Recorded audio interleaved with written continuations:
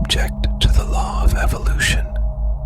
This law guides the progression of the universe, regulating the timing of its transformations and imparting cyclicality and rhythm to both physical and subtle phenomena.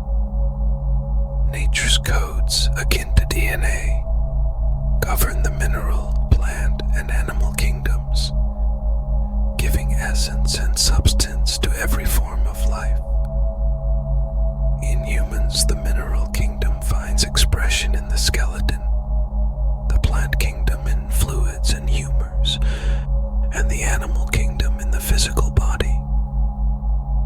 The true essence of the human being resides in the human kingdom, the mind, while the spiritual kingdom finds its inception in the soul. The most suitable vehicle for human evolution is the mental space. Any expectation of progress would be hollow without the simultaneous development of latent abilities, often not apparent because the predominant use of physical senses distracts us from a deeper search beyond technical and mechanical tools. Despite technological support making life more convenient, it cannot be considered true progress. Human civilization arises from inner evolution, from the simultaneous and balanced development of mind and consciousness, giving birth to free will. Free will extends beyond mere freedom of choice. It represents an immaterial awareness, capable of discerning subtle thoughts and developing equally subtle mental perceptions. The freedom of choice, tied to common reasoning, differs from free will, associated with the act of spiritual will, paving the way for a deeper and more meaningful understanding of our existence. Spiritual will, with its propulsive force, prompts the physical consciousness to recognize itself as incomplete as long as it remains separated from its original core. The initiation processes beginning a path of inner transformation takes shape as the means through which the divided layers of physical consciousness, tied to material senses and subtle consciousness, a manifestation of spiritual sensitivity, are reunited. The crucial moment of this unification occurs in the mind, where the recognition of separation materializes. The mind, directing itself toward this awareness, actively contributes to its own transformation, freeing itself from the shackles of animal nature. Once the psyche breaks free from the constraints of the lower nature, metaphorically depicted in initiation as the profane, it establishes a lasting connection with the core of subtle consciousness, known as the higher self. This higher self motivates the physical consciousness to self-determine its own destiny through the exercise of free will. The process through which this evolution unfolds is termed initiation. This process aims to accelerate the fundamental psychoenergetic processes that underlie the enlightenment of the concrete mind and physical consciousness.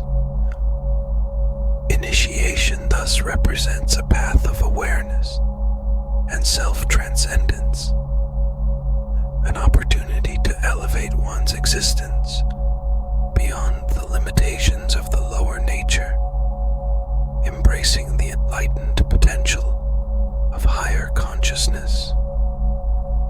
The adept initially recognizes that initiation goes beyond the mere transmission of information or theories.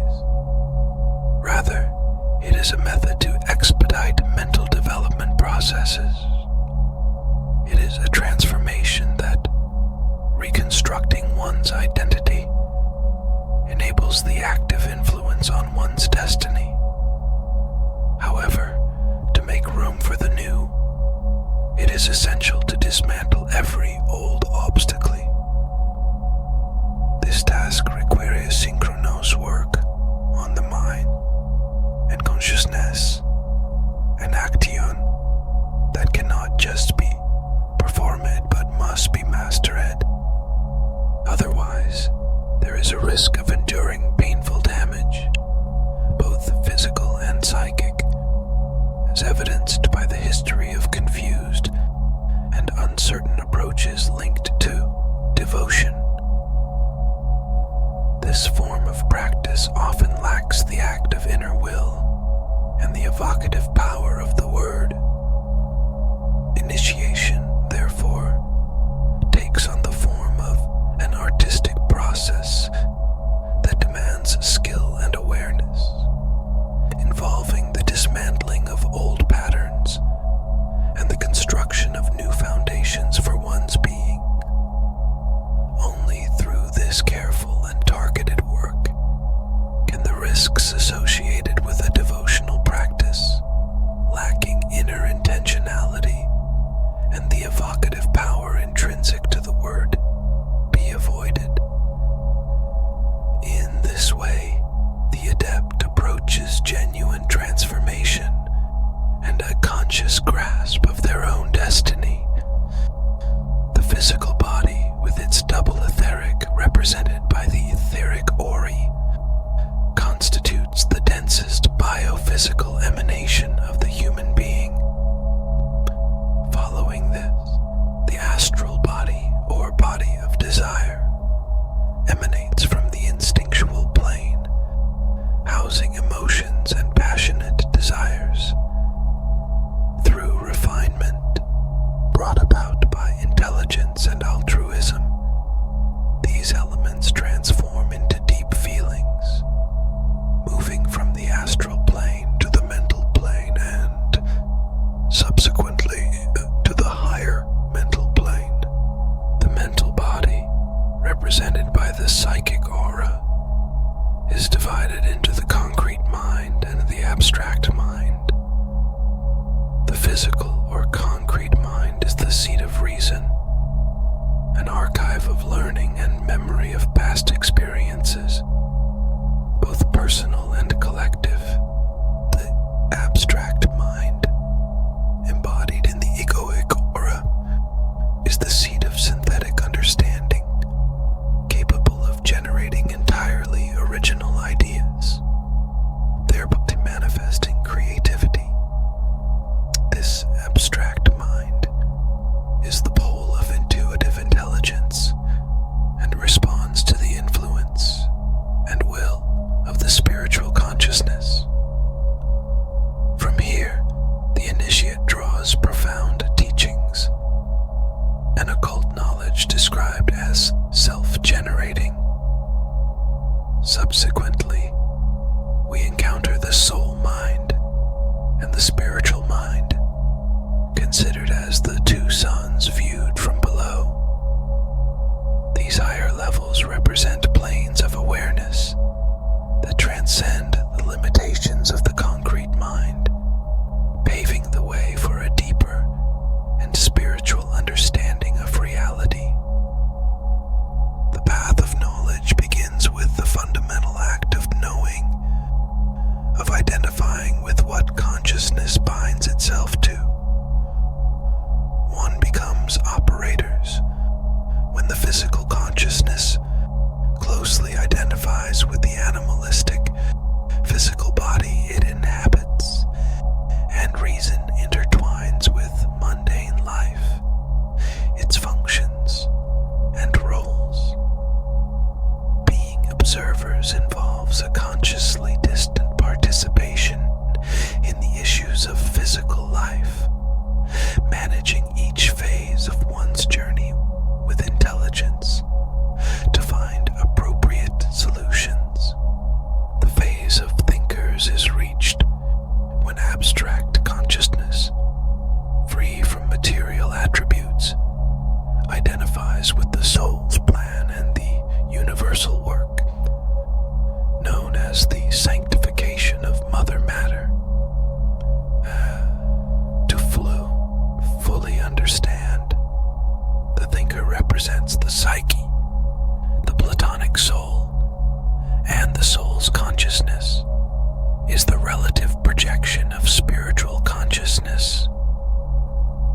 The soul consciousness, as the moving soul, guides physical consciousness with the intelligence of the ego. The latter manifests through an energetic structure called the mind, traditionally divided into animal instinctive mind, reason or concrete mind, intelligence, intuitive intelligence, and higher mind. All these pieces lead to two forms of identification: the self, or the lower. Self, the profane, is the part of individual consciousness, the personality that fully identifies with the roles and constraints of physical life, with an exclusively temporal and mortal perception of itself.